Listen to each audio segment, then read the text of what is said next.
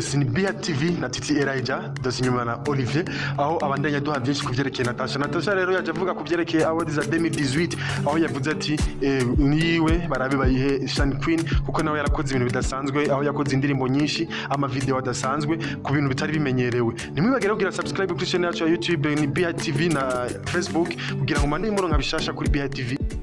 Hello, what's up my fans? Nashaka juste ndabamenyeshe ko nazoboneka muri ivyo vyama awards bimaze iminsi bivuga.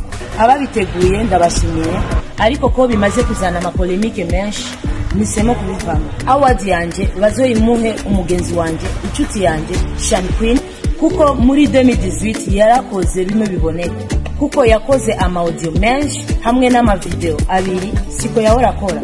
Kubatunganya ama awards mu Burundi tubasavye ko borabira ku bantu bamaze kugera kure mubibona gute aske sipping to la number la bomba la boss